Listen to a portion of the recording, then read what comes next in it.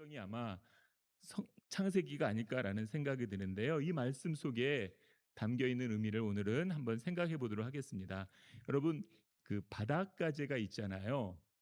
바닷가재 하면은 아주 고급 요리로 맛있다라고 이렇게 생각이 확 떠오르시게 될 텐데, 이 바닷가재가 갑각류다 보니까요. 어, 여러 차례 성장을 하면서 껍질을 벗고 새로운 껍질을 입고 이런 과정을 거친다고 합니다. 그래서 태어나 가지고 한 1년까지는요. 20에서 25번 정도 이 탈피를 하게 되고 성장하면서 그 횟수가 줄어들고요. 성체가 되어서도 1년에 한 번 정도는 탈피를 한다고 이야기합니다. 바닷가재가 그렇게 탈피를 하면서 몇 년이나 사시는지 혹시 몇 년이나 살 것 같아요? 보통 30년에서 50년을 산다고 하고요. 길게 사는 거는 인간보다 오래 살아요. 100년 정도도 사는 개체가 있다고 이야기합니다. 예, 찬물을 끼얹는 건 아닌데 여러분이 식당에서 다섯가지를 먹을 때 내가 너를 먹지 않았으면 100년까지도 살 수 있는데 미안하다 이런 마음으로 먹어야 되지 않을까라는 생각이 드는데요. 이렇게 100년 동안 사는 동안요. 100번에서 200번 정도 탈피를 한다고 합니다. 그리고 이게 탈피할 수밖에 없는 이유가 뭐냐면 이 갑각류는 이 껍질이 커지지가 않습니다. 그래서 껍질을 깨고 나와서 몸이 자라면은 그보다 큰 껍질이 몸에 다시 생겨가지고 몸을 이렇게 보호하게 되어 있는데요. 이렇게 탈피하는 동안 껍질을 벗고 새로운 껍질이 덮이기까지 굉장히 무방비한 상태로 노출이 된다고 합니다. 그래서 껍질을 입고 있으면 되게 그 외부 공격에서 잘 버틸 수가 있는데 껍질을 벗고 나서 새로운 껍질 입기까지 거의 짧은 시간은 굉장히 위험한 시간이라고 이야기합니다. 이런 시간을 통해서 바닷가재는요 점점 더 커지고 100년까지 살 수 있게 된다라고 이야기를 하는데요. 좋은 어떤 결과를 위해서 위험한 과정을 통과하는 것을 볼 수가 있습니다. 제가 왜 바닷가재 얘기하냐면은 하나님의 창조 모습에서도 오늘 본문에서도 이런 모습을 발견할 수 있게 되기 때문입니다. 하나님의 창조를 여러분 성경을 통해 읽어보면요 굉장히 조화롭고 질서 있는 모습입니다. 그런데 여러분 성경을 보면은 항상 창조의 모든 부분이 다 좋았더라라고 이야기하고 있지 않는 걸 오늘 한번 생각해 보도록 하겠는데요. 하나님께서는 말씀으로 천지를 창조하셨으니까 한 번에 모든 걸 다 창조할 수 있을까요? 없을까요? 있죠. 그런데 하나님께서는 한 번에 창조하지 않고 6일 동안 나눠서 단계별로 질서 있고 조화롭게 창조하고 있는 것을 볼 수 있습니다. 이걸 통해 우리에게 주시는 교훈이 무엇인가 세 가지 정도로 어, 살펴보도록 하겠는데 이제 복음이 있다면 여러분 제가 며칠 전에 원목사님하고 식사를 하면서 설교를 어떻게 하는지 서로 이야기를 나누다가 제가 여기 오니까 본인 설교 시간을 이야기하는데 한 35분에서 40분, 길 때는 45분까지 한다고 하더라고요. 그래서 나는 전통교회이기 때문에 그렇게 길게 하면은 눈총을 많이 받아서 30분밖에 못 한다 했더니 우리 교회 성도님들이 되게 좋아하겠네요. 예, 그냥 그 자체로 은혜를 받겠습니다. 이런 얘기를 하더라고요. 그러니까 여러분 오늘 조금만 집중하시면은요. 그다음에 30분 안에서 이렇게 핵심적인 하나님의 말씀의 의미를 찾을 수 있구나를 한번 배울 수 있을 것 같은데요. 오늘 창조 사건에서 배워야 될 점 첫 번째는 말씀하시는 하나님을 기억하라라는 것입니다. 말씀하시는 하나님을 기억하라. 창세기 1장에서 가장 많이 반복되는 단어 중에 하나가 하나님이 이르시되라는 단어입니다. 천지창조는 하나님이 이르시되라는 말이 반복되고 있는데요. 하나님의 말씀으로 이루어졌다는 것을 보여줍니다. 그리고 여러분 이게 창세기에만 이 말이 나오는 게 아니라요. 성경에서 가장 많이 나오는 표현은 이 하나님이 이르시되라는 겁니다. 예언서만 보더라도요.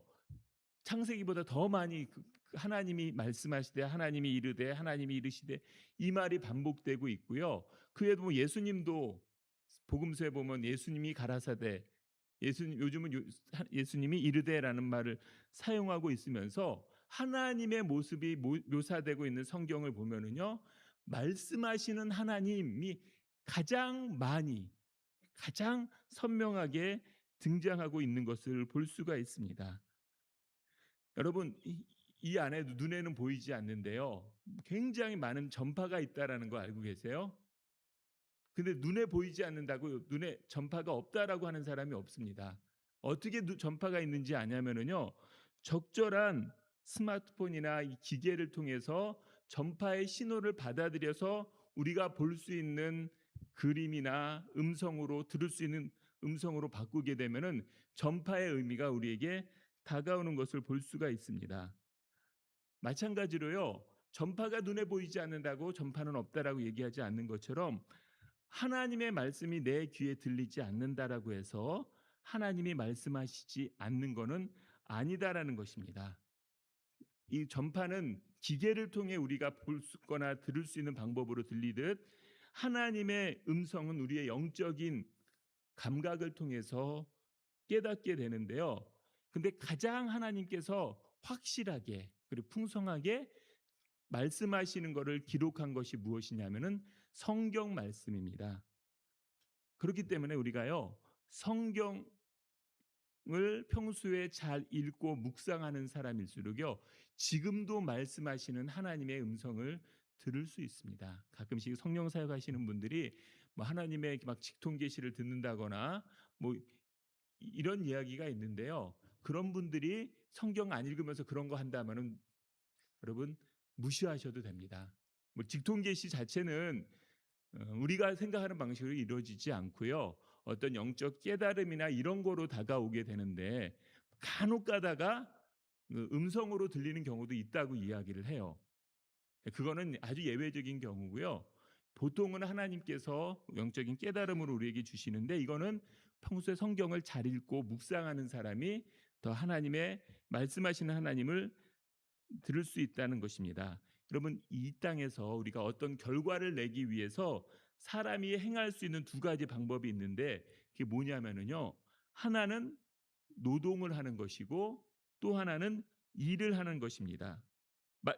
노동 일을 하는 거고 또 하나는 말하는 것입니다. 근데 여러분, 노동하는 거하고 말하는 것 중에서 어느 게 더 많은 일을 할까요? 노동이 많은 일을 할까요? 말을 하는 게 더 노동이라고 생각하기 쉬운데요, 조금만 생각해 보면 말이 훨씬 더 많은 일을 해요. 여러분, 그 말을 하는 사람들은 어느 분야에서든요, 지도자의 위치에 있습니다. 군인들 생각하면은 현장에서 뛰는 사병들이 막 큰 일을 할까, 많은 일을 할까요? 아니면은 지휘관들이 훨씬 더 많은 일을 하게 될까요? 지휘관이 많은 일을 하겠네요. 지휘관의 명령을 통해서 많은 사람들을 움직이고 어떤 결과물을 냅니다. 여러분, 언론을 생각해 보면은요, 언론은 글과 말로 자신들의 의견들을 정리하고 보도하는데요, 이게 한 나라의 방향을 바꿀 만큼 어마어마한 영향력을 미치는 것을 볼 수 있습니다. 여러분, 한 국가의 왕이나 총리도 마찬가지입니다. 왕이나 총리가 직접 일을 하는 경우가 없어요. 제가 이제 TV를 보면서 대통령 나오는 TV 장면을 볼 때마다 느끼는 거는, 아, 앉을 때 의자도 당기지 않는구나. 뒤에서 꼭 이렇게 밀어줄 만큼 몸을 움직이지 않습니다. 그러나 오직 지시나 명령을 통해서 국가를 통치하는데요, 일반 사람과는 비교할 수 없을 만큼 많은 일을 하는 것을 볼 수 있습니다. 이처럼 우리 사회도요, 말로서 중요하고 많은 일들이 이루어지는데요, 어떻게 보면은 말로써 세상을 창조하시고 말씀하심으로 이 세상을 통치하시는 하나님을 닮은 모습이라고 할 수가 있습니다. 그렇기 때문에요, 하나님의 말씀으로 하나님은 천지 창조를 하셨을 뿐만 아니라요, 하나님의 섭리로 이 땅의 언약을 성취하는 것도요, 하나님의 말씀으로 그 일을 이루시는 것을 볼 수 있습니다. 우리 시편 147편 15절을 우리 같이 한 목소리로 읽어보겠습니다. 그의 명령을 땅에 보내시니 그의 말씀이 속히 달리는도다. 하나님의 말씀이 속히 달린다라고 하면서요, 하나님의 말씀을 통해 많은 일들이 이루어짐을 이야기하고 있는데요, 이사야서는 이보다 더 직접적으로 표현하고 있습니다. 우리 55장 11절도 같이 읽겠습니다. 내 입에서 나가는 말도 이와 같이 헛되이 내게로 되돌아오지 아니하고 나의 기뻐하심을 이루며 내가 보낸 일에 형통함이라. 하나님의 입에서 나가는 말이 하나님의 뜻을 이룬다라고 이야기하고요. 성경은 하나님이 말씀하신 것이 어떻게 역사 가운데 사람들 가운데 이루어졌는가를 기록하고 있다라고 보셔도 됩니다. 그래서 성경을 읽을 때요, 하나님의 어떤 말씀을 하셨고 이 말씀이 역사 가운데 사람들 가운데 어떻게 이루어졌는가를 연결해서 보는 것도 굉장히 중요한 방법이라고 할 수가 있습니다. 그리고 이런 것들이 많이 이루어지는 걸 통해서 아직 이루어지지 않은 하나님의 말씀이 반드시 이루어지겠구나라는 믿음으로 나아갈 수 있는 근거가 되는 것입니다. 재림하실 예수님, 우리에게 주어질 궁극적인 하나님의 나라도요, 이루어져 봐야 알지라고 하는 게 아니라, 성경에서 하나님의 말씀이 곧바로 이루어지고 또는 몇십 년에 걸쳐 또는 몇백 년에 걸쳐 이렇게 신실하게 이루어지는 것을 보면서 결국 하나님의 말씀은, 하나님의 약속은 이루어지는구나라는 걸 알 수 있습니다. 그래서 우리가 창세기를 보면서 말씀으로 통치하시고 그 말씀은 반드시 이루어진다라는 확신을 가질 수 있는 교훈을 배울 수 있고요. 우리 창조 사건에서 배워야 될 점 두 번째는요, 과정 중에 있을지라도 인내하라라는 것입니다. 과정 중에 있을지라도 인내하라. 성경을 보면 천지창조를 이야기하면서 똑같은 패턴이 반복됩니다. 그래서 하나님이 이르시되라는 말로 시작하고요, 구체적인 명령과 결과가 이어집니다. 그리고 마지막에 그 결과가 이루어지는 걸 보면서 하나님이 보시기에 좋았더라라는 말로 끝나고 있는데요. 하나님이 6일 내내 하나님이 보시기에 좋았더라라는 말이 빠지지 않고 나오는데요. 이상하게 딱 하루 하나님이 보시기에 좋았더라라는 표현이 나오지 않는 날이 있습니다. 며칠째인지 혹시 아시나요? 둘째 날. 둘째 날은 희한하게 하나님이 보시기에 좋았더라라는 표현이 나오지 않습니다. 왜 하나님이 보시기에 좋았더라라는 것을 표현하지 않고 있을까요? 하나님이 자기가 만들어 놓고 하나님이 보시기 좋지 않게 만들었다라는 이야기일까? 이런 의심이 들 수가 있습니다. 하나님이 하신 일인데 하나님도 마음에 안 들어 하시는 건가? 근데 보통은 어떻게 이 부분을 해석하냐면요, 하나님의 창조가 완성되지 않았기 때문이라고 이야기합니다. 뭐냐면은 다른 날들은 하나님 말씀하시고 구체적인 창조 결과들이 나타납니다. 그런데 둘째 날은요, 궁창 위의 물과 궁창 아래의 물로 나누는데 그리고서 끝이에요. 그것을 나타나 거기에서 살아가는 새나 바다는 아직 만들어지지 않습니다. 그렇게 드러난 땅에도 채소가 나지 않는 상태입니다. 그러니까 모든 날들은요, 하나님이 말씀하시고 어떤 부분적인 완성이 이루어지는데 둘째 날은 완성이 되지 않고 있는 것입니다. 그래서 둘째 날은요, 완성된 날이 아니라 과정 중에 있는 날이다라고 할 수가 있는데요. 아직 창조의 결과가 나타나지 않기 때문에 하나님이 보시기에 좋지 않았더라라고 이야기합니다. 반면에 셋째 날에 보면은요, 하나님이 보시기에 좋았더라라는 표현이 두 번 반복되고 있는 것을 볼 수 있습니다. 그래서 오히려 셋째 날은 하나님의 풍성함이 드러나고요, 둘째 날은 과정 속에 있기 때문에 보시기에 좋았더라는 표현조차 나타나지 않는 것입니다. 우리 인생에도요, 이 둘째 날과 같은 때가 있습니다. 열심히 일했는데 어떤 결과물이 나타나지 않고, 기도했는데 응답은 아직 이루어지지 않았습니다. 삶의 방향은 정해졌는데요, 길이 보이지 않는 그런 때입니다. 그때 우리는 불안하고 이것이 하나님 뜻이 아닌가 염려가 될 때가 있습니다. 하나님이 보시기에 좋았더라라는 표현이 들리지 않는 둘째 날과 같은 순간이 우리의 인생에 있습니다. 그러나 창세기 기사는요, 그런 순간에도 하나님은 여전히 일하고 계신다. 둘째 날에도 손을 놓지 않고요, 셋째 날에 풍성함을 준비하고 계신다라는 것을 알 수 있습니다. 마찬가지로 우리가 이 땅을 살면서 둘째 날과 같은 하나님이 보시기에 좋았더라, 이런 순간이 다가오지만은 하나님은 모른 채 하고 계신 것이고 하나님은 가만히 계신 것이 아니라요. 셋째 날에 어떤 구체적인 결과물을 보여주시기 위해 일하고 있는 순간이라고 할 수가 있습니다. 하나님이 일하시는 방식은 굉장히 신비로운데요. 하루에 만들 수 있는 걸 굳이 6일로 나눠 가지고 규칙성을 부여하고 계십니다. 또 모든 날들을 하나님이 보시기에 좋았더라라는 상태로 만들 수 있지만은 둘째 날 같은 침묵의 시간, 과정의 시간을 거치기 위해서 셋째 날의 풍성함을 드러내 주는 것을 볼 수가 있습니다. 그래서 하나님의 일하심을 따라 살아갔던 사람들을 보면은요, 이 둘째 날과 같은 시간을 거치는 인물들이 많습니다.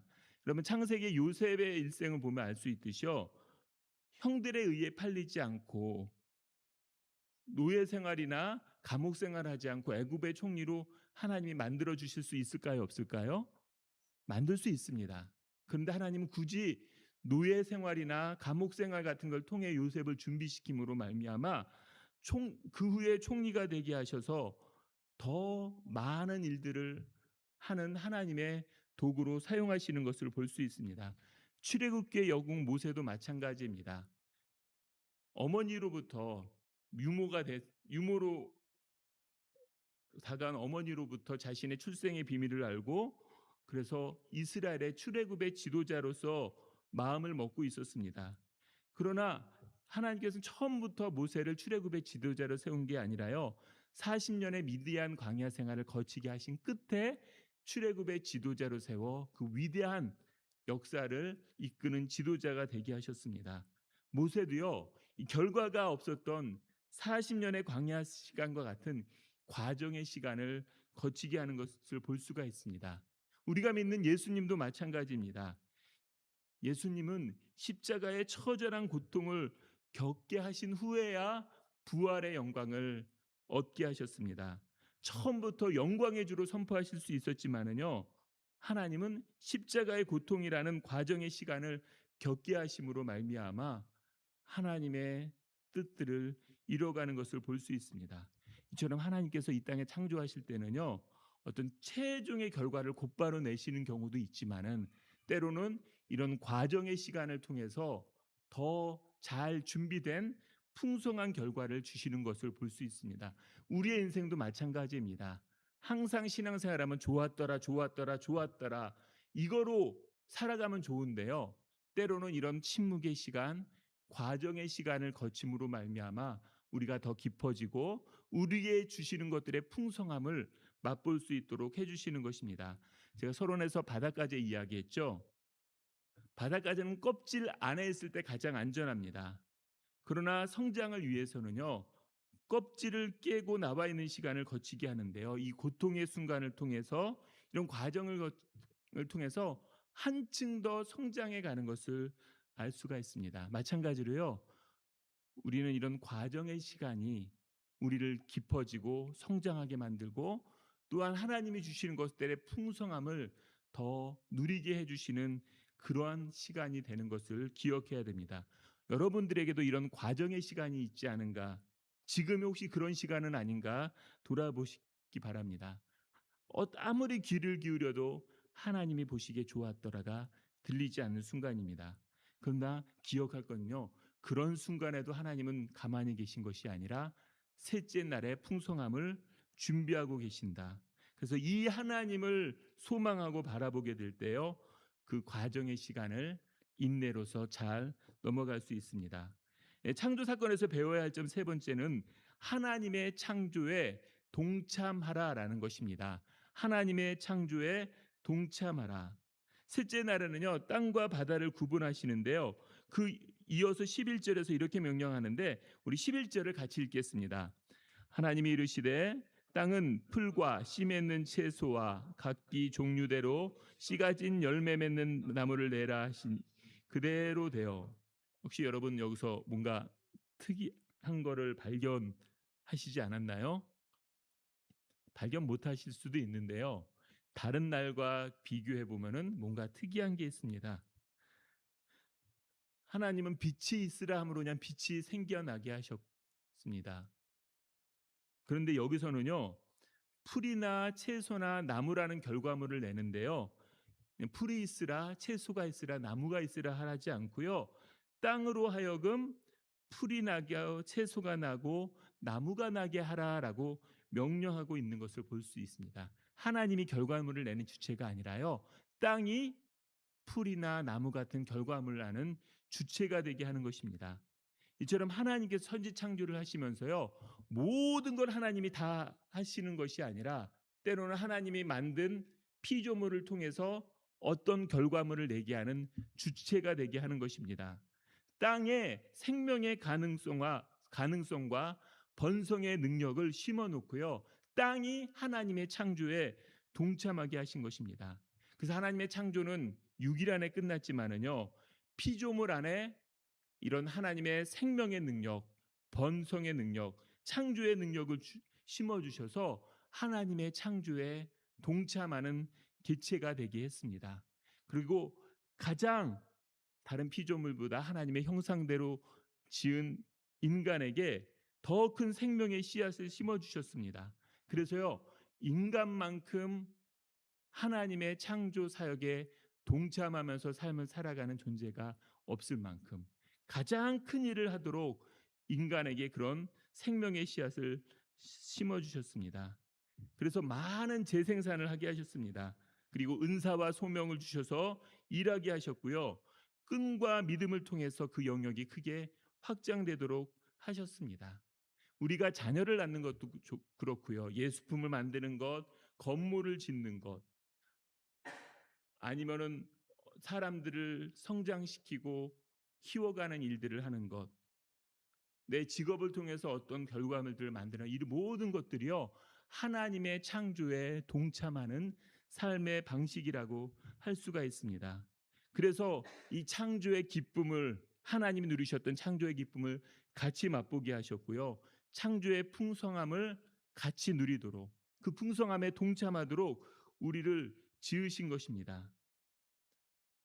그렇기 때문에요, 하나님의 말씀이 우리 안에 심겨질 때요, 그 결과는 우리가 헤아릴 수 없는 아주 큰 결과물을 낼 수가 있습니다.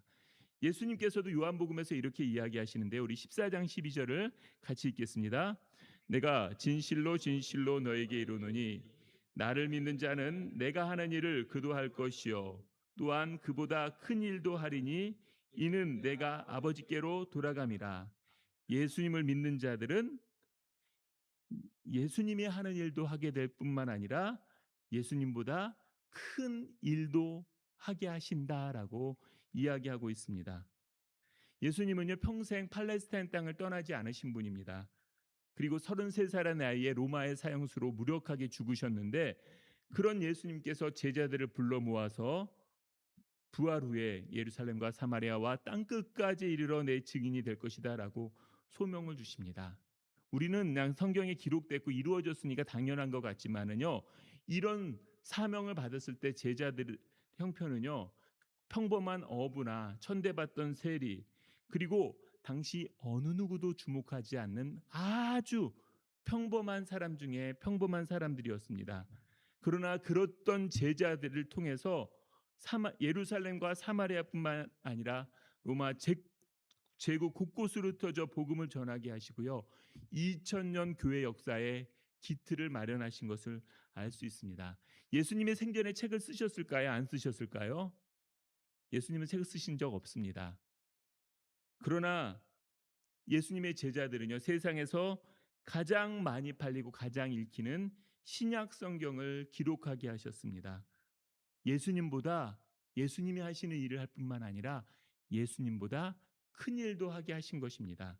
제자들이 위대해서가 아니라요, 제자들 가운데 역사하시는 하나님이 위대하시기 때문에, 하나님의 창조의 능력을 받았기 때문에 그 제자들을 통하여 아주 크고 많은 일들이 일어나고 있는 것입니다.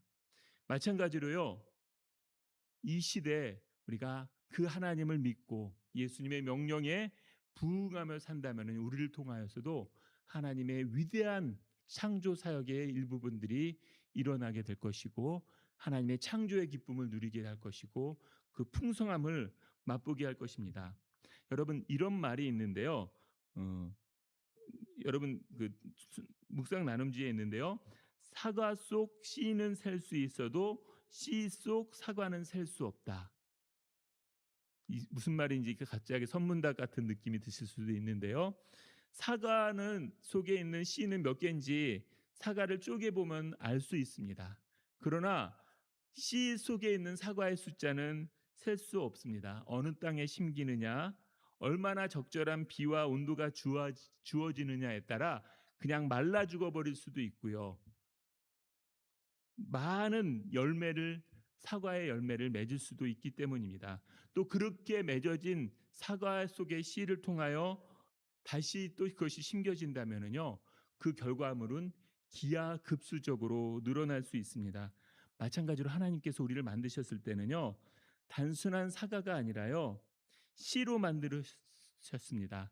그래서 어떻게 하나님의 부르심에 응답하느냐, 얼마나 하나님을 순종하고 신뢰하며 살아가느냐에 따라서 우리의 가능성은 무한대로 열려 있다. 중요한 건 우리의 믿음의 부족함, 우리의 열심의 부족함, 우리의 노력의 부족함 때문에 그것이 사장될 수도 있고요.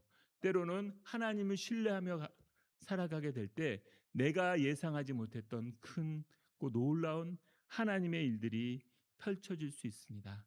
그래서 예수님을 믿는 자들에게 있는 가능성은요. 무한대라고 할 수가 있습니다. 그리고 신앙생활이라는 것은 이 하나님을 신뢰하고 말씀하시는 하나님의 음성에 귀 기울이며 살아가는 것입니다. 그래서 하나님의 창조의 풍성함을 맛보고 지금도 일하시는 하나님 거기에 동참함으로 하나님의 창조 사역에 함께하는 우리가 되는 것입니다. 여기 계신 우리 성도님들도요. 이 하나님의 마음을 깊이 새기시고 우리에게 주시는 그런 무한한 가능성에 동참하시는 그런 성도님들 되셨으면 좋겠습니다.